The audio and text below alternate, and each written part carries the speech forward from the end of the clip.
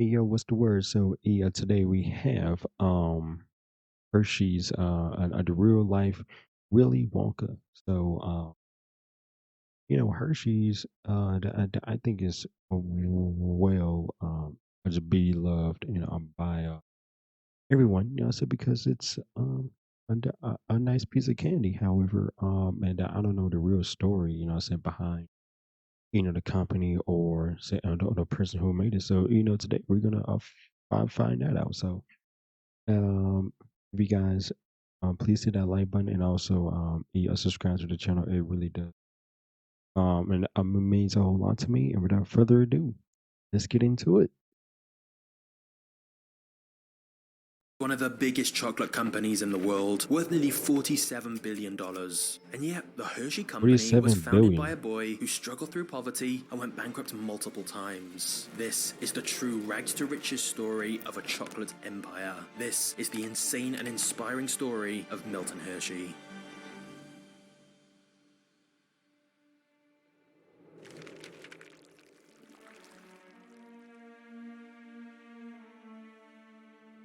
Milton Hershey's early life was difficult to say the least. He was born in 1857 in a rural dairy farming community called Dairy Township in Pennsylvania. Whilst Milton's parents both came from respectable families, Milton's father Henry had a bad habit of falling for shady get-rich-quick schemes. You see, Henry had always been determined to succeed in business, but he would rarely stick to any of the projects he started. He tried and failed 17 different businesses before moving the family to Oil City, Pennsylvania, and they only moved there because he was trying to get rich on a recent oil boom, but they arrived when it was already too late to make any money. Milton was just 4 years old at the time, and his father's poor financial decisions meant the Hershey family had almost completely run out of money. In fact, young Milton was extremely skinny and on the brink of starvation. Not just that, but Milton's mother was pregnant, and so they were soon going to have another mouth to feed. But then one day, Milton's uncles came to visit, and they saw how miserable the family had become. They hated seeing them this way, and generously offered Milton and his parents to live on a farm that they owned. They gratefully accepted, and not long after settling into their new home, Milton's mother gave birth to a daughter named Serena. So you'd think at this point, Milton's dad would embrace his steady new job working on the farm and work extra hard to support his family. But no. Henry got distracted by another get-rich-quick scheme. He would abandon the family for several months at a time, and whilst the plan was that he'd send money back home, he never ended up providing much money to help them survive. Thus, Milton's mum was struggling to keep little Milton and Serena fed and healthy without help from her husband. And then, one brutal winter, while Henry was away, Serena became sick. At first, it was assumed maybe she just had a cold, but as a red rash began to spread across her body, it soon became clear she had scarlet fever. She passed away at just 4 years old.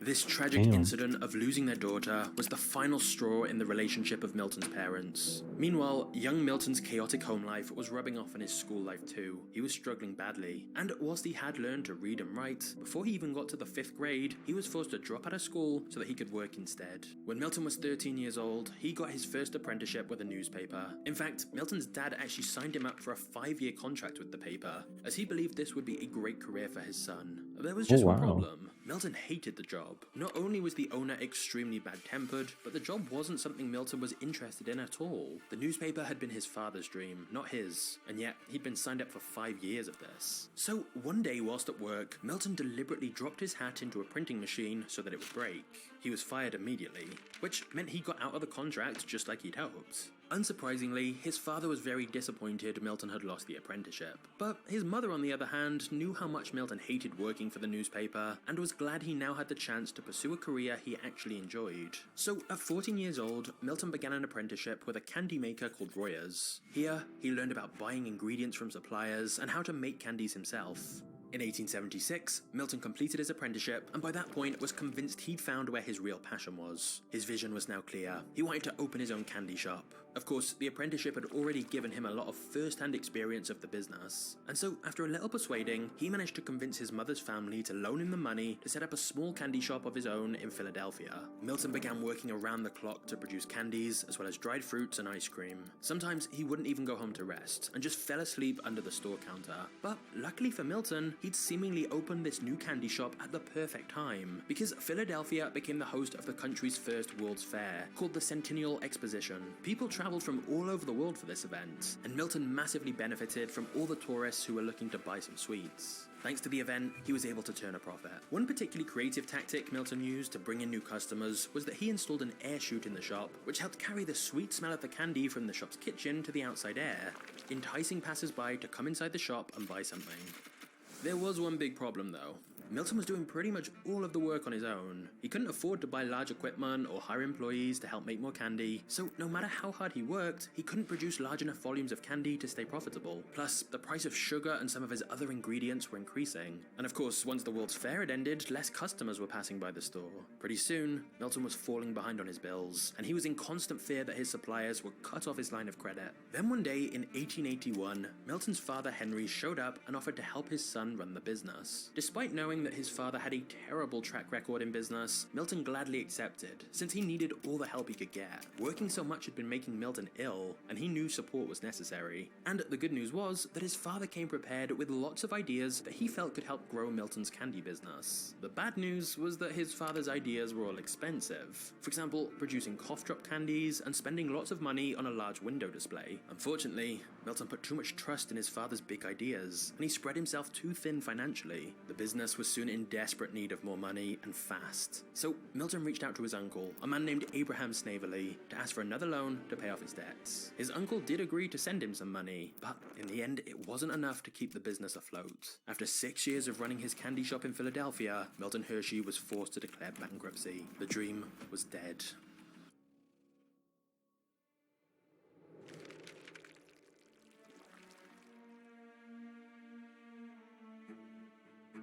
After failing with his first business in Philadelphia, Milton Hershey moved to New York City to try again, as he thought part of the problem with his first venture had been the location. But instead of opening a new store right away, Milton decided to work for another business first to learn what was popular in New York. He trained in a candy store called Hoyler's, and this is where he learned about a caramel recipe that incorporated fresh cream into the mixture, and this would later make a huge impact in his career. After a couple of years of working for Hoyler's and getting experience and saving money, Milton Hershey decided he was ready to open his own candy shop in New York City. And Milton began working 7 days a week at his new shop in Midtown Manhattan. This time, Milton's mother was the one to help with the business. She would diligently work on whatever he needed help with around the shop. However, Milton was still holding on to his father's false idea that cough drop candies would sell the best. In reality, sales weren't that great. Plus, there was even more competition in New York. And so, just like his first shop, Milton's second candy shop also went out of business. Milton was forced to move back home after failing for a second time. And to make matters even worse, when he returned home, he received a letter in the mail that he was being sued for $10,000 for the money he borrowed to buy candy-making equipment in New York. Milton Hershey was just 28 years old, but he was already turning grey. The stress of his 2 bankruptcies seemingly made him look much older than he actually was. Once again, Milton swallowed his pride and walked 5 miles to the family farm to ask his uncles for another loan. This time though, they turned him down. They said he'd grown up to be too much like his father, and they refused to waste any more of their money on him.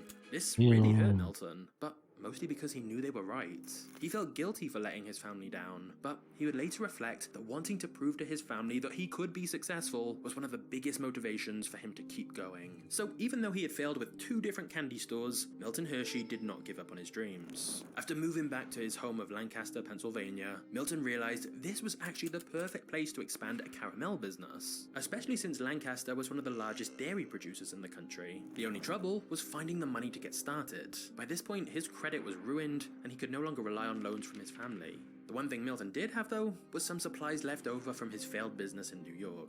So, using those remaining ingredients and the fresh milk that was readily available in Lancaster, Milton created a recipe for a new product, melt-in-your-mouth caramels, which proved to be extremely popular with the locals. Milton started small this time though. He made candy from home and then got a pushcart to travel around the streets of Lancaster selling his caramels. Of course, making these products by hand and selling them all by himself was not a very sustainable or scalable business. He really needed more funding so he could buy new equipment, but understandably the banks were very reluctant to loan him any money. However, in 1886, Milton's family once again came through for him. This time it was his Aunt Mattie. While she couldn't afford to give Milton the money herself, when she saw Milton's new caramels genuinely seemed to be a popular product, she agreed to co-sign on a $700 loan from the bank and put down her own house as collateral. Even with this, the bank was still hesitant to loan Milton the money, and so they wrote in the agreement that the loan needed to be paid back within just 90 days. Milton knew how serious the stakes were this time. If he failed to repay the bank loan in 90 days, his beloved Aunt Mattie, the only one who still seemed to believe in Milton, would lose her home. So, Milton didn't waste a second. Once he got the $700 loan from the bank, he used that money to buy new candy-making equipment and founded the Lancaster Caramel Company. And luckily, all of those years of trial and error with the previous ventures had not gone to waste. Milton learned from his past mistakes. In the big cities, there were dozens of candy shops to choose from, but in Lancaster, there was absolutely no competition. Milton also realized he could make more money by selling caramels in bulk rather than individual penny candies like he'd done in his two previous businesses. And this was possible since his mother and aunt both worked for free wrapping caramels for him. And thus, Milton's third business got off to a good start, and things looked promising.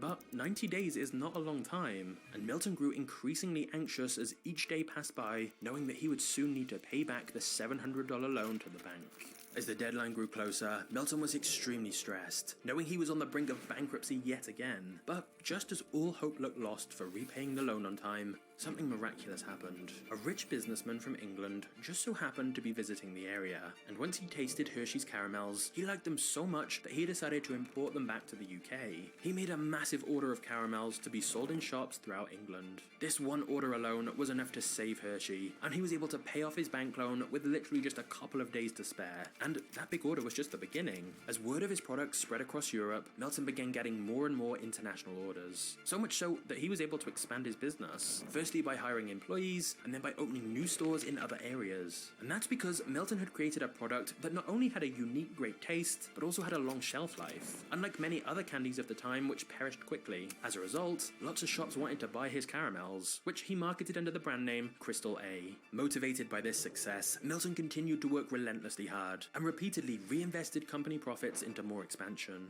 Over the next few years, Milton managed to grow the Lancaster Caramel Company into a team of hundreds of employees. Milton even opened multiple factories in Pennsylvania and Illinois, and so at 36 years old, Milton Hershey could put those years of failure behind him. He had finally made it and was a truly successful businessman. But this is not the story of just a successful businessman. This is the story of an empire, and that's because of one event in 1893 that changed Milton's life forever. But before we see how Milton Hershey built his business empire, let's talk about how you can build yours. Look, I know you've got a business idea in your mind, but I also know how overwhelming it can feel to actually start a new business. The good news is, it trial to test it out risk-free for shout out, yourself. you know, I was in the bro. Chapter 3, the Milton chocolate Hershey business. was now a wealthy man, and the Lancaster Caramel Company was very successful. But now that Milton had been able to hire such a large team, he finally had more time on his hands, and Milton never stopped looking for that next big thing. In 1893, Milton attended the World's Columbian Exposition in Chicago, and here he met chocolate makers from a German firm called J.M. Lehman's. They brought their chocolate making equipment to the exposition and put it on display. Now, at the time, chocolate was a luxury that was just for the wealthy, and that's because it normally had to be handmade and was typically imported from Switzerland. As a result, most people had never tasted chocolate before in their life. But Milton realized that if he purchased this new German chocolate making equipment, he could make chocolate more accessible to the average person. And he believed that once people tasted chocolate, it would become the most popular candy in the world. Needless to say, he bought the chocolate making equipment. In 1894, Milton established the Hershey Chocolate Company. But Milton believed in chocolate so much that in 1900, he sold his main business, the Lancaster Caramel Company, for $1 million. With modern inflation, that's closer to $35 million. But at the time, his family thought he was crazy to give up such a successful business in order to take a risk on chocolate. But Milton told them,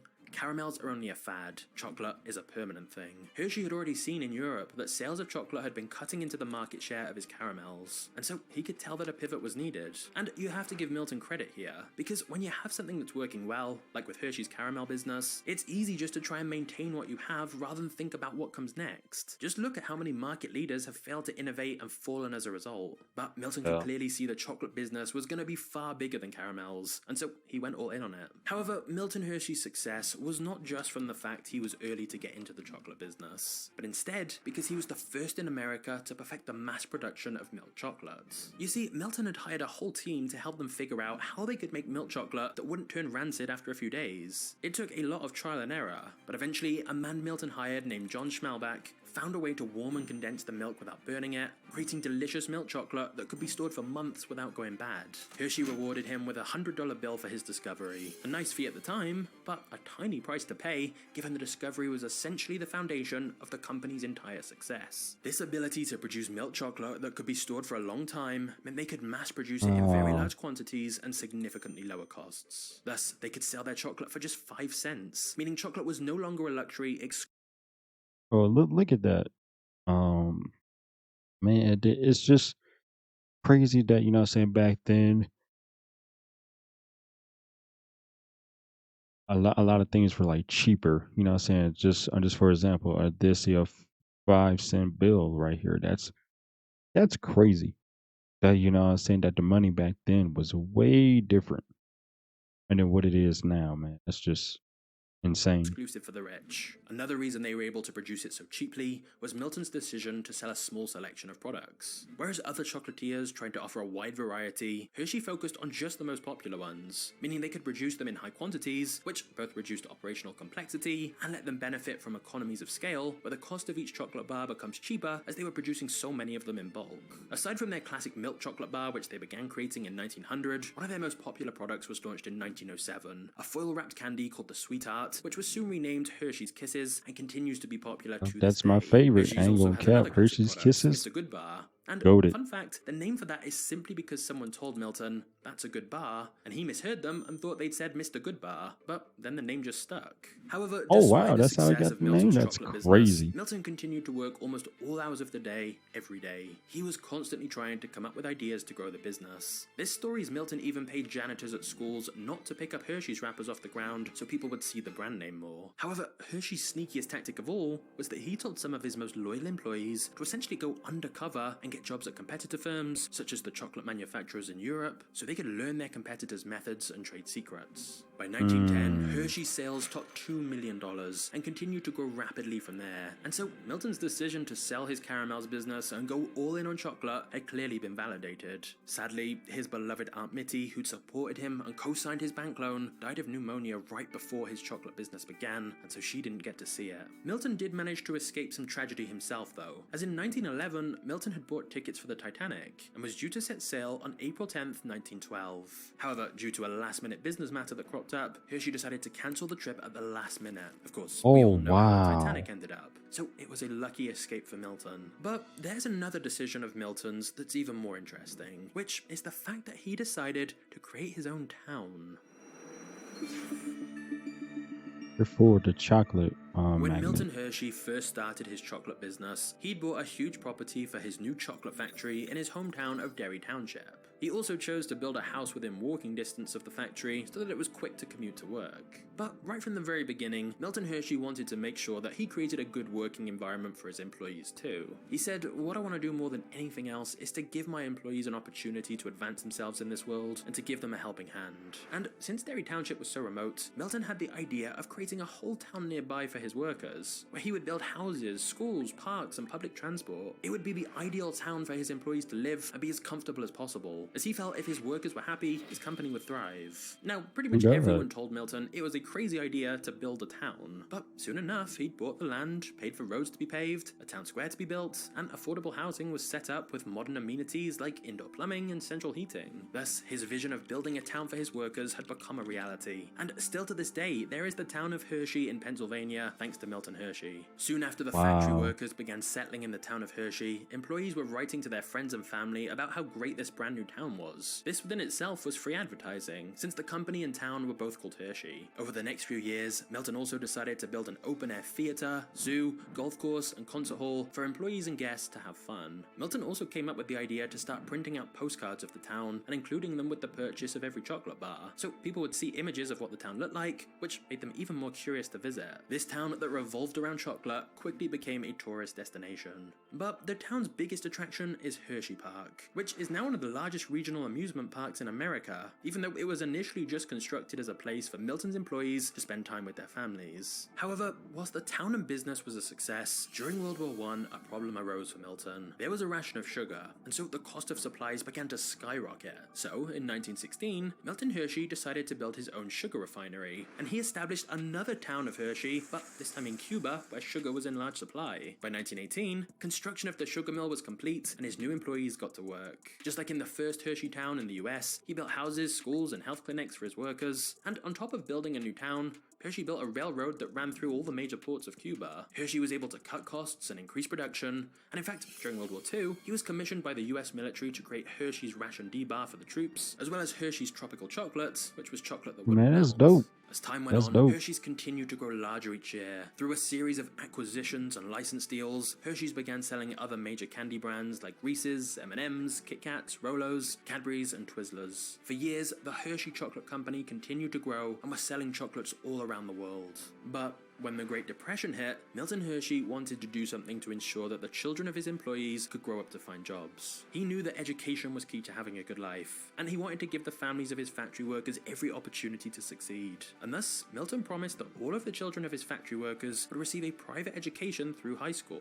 He also founded the Hershey Junior College and gave every child 2 years of free tuition. Not just that, That is but since Milton and his insane, wife were man. unable to have children of their own, they set up the Hershey Industrial School, which was initially designed to give free education to poor orphans and give them opportunities they wouldn't have otherwise had, thus allowing them to find jobs once they came of age. Nowadays, the school is simply named the Milton Hershey School and is no longer an orphanage, but instead a private boarding school for children from underprivileged families. As well as free education, it gives kids in need access to medical help, clothing, well-cooked meals, and much more. It's genuinely life-changing for them, and it began because Milton himself knew firsthand what it was like growing up in poverty, and he didn't want others to go Facts. through that too. He wanted to give these kids who start out in life with very difficult circumstances the best chance to build a great life for themselves. Not only did Milton plow a lot of money into this school during his lifetime, he set it up in his will so that a large portion of proceeds from both Hershey's chocolate business and money from the amusement park and other Hershey projects would funnel back to the Milton Hershey School, so that the kids were always taken care of as a priority. One thing I found particularly impressive Nice. about this is that Milton didn't allow the use of the school in any Hershey's advertising. Because these days many businesses have charitable efforts, but it's clear they're doing it so it makes their brand look good. They'll often spend more money advertising their charity work than actually giving to charity. And of course, that's better than nothing. But my point is, Milton genuinely seemed to do this for altruistic reasons, not business. It seems like he recognized he was fortunate to have a couple of family members like his mother and aunt who really looked out for him, and he wanted to make sure other poor kids had someone looking out for them too. Now, as for Milton, he remained a workaholic all his life, and he didn't retire as chairman of the Hershey board until age 87, and then he passed away of pneumonia just a year later in 1945. But he transferred the majority of his assets to the Milton Hershey School, including a large percentage of Hershey stock, thus making the school one of the wealthiest private schools in the world. He did this to ensure that all of his charities would continue to exist long after his death, and that his fortune would be used to help those in need. Now, of course, I'm not saying Milton Hershey was perfect. Nobody is. For example, there are stories of him having a bad temper and often being difficult to work with. But overall, it does seem like Milton did a lot of good in the world, and genuinely made an extremely positive difference in a lot of people's lives. As for the Hershey Company, after more than 125 years in business, the company is currently valued around $47 billion and remains one of the world's largest chocolate manufacturers. Over 3 Crazy, million man. people visit Hershey Park every year, and Hershey's town in 3 Pennsylvania is still million. going strong. However, if you've That's seen many of my insane, videos man. before, you'll know that quite often after the original founder of a company is gone, things sometimes get a bit more controversial, and unfortunately, Hershey's hasn't been free of its share of controversy. For example, several chocolate companies, including Hershey's, were named in a lawsuit concerning child labor happening in plantations on the Ivory Coast. While these chocolate companies don't own these farms, they're still profiting off all the free labor of children. Now, to be fair, since then, Hershey say they've created a child labor monitoring and remediation system to try and prevent these brutal working conditions. But if you've seen my video on Nestle, you'll know the chocolate industry has known about some of the horrific practices in their supply chains for many years, and arguably haven't done as much to fix things as you would expect. But now I want to give you a choice. What do you want to see next? If you click the thumbnail on the left, you'll see more about the chocolate industry's controversies. Or Me, um, hey, look, man. Shout out to the creator who created the candy Hershey's. Because I've been eating Hershey's. Throughout all my life. I still eat them. To the day I pass away. So it was just a nice little video. Just to show y'all and just to show myself that to never give up on your dreams, and also um that it's okay to make mistakes, so because like it seems like that if you make a mistake, that it just might be the end of the world for you. and it's actually not. It's just like another a learning lesson. So yeah, man, it was very nice in us, and just to see the history of yes, and of Hershey's, you know. So, and if you like this reaction, please hit that like button and also subscribe to the channel. I really do appreciate you guys' support, and I'll see y'all next time. All right.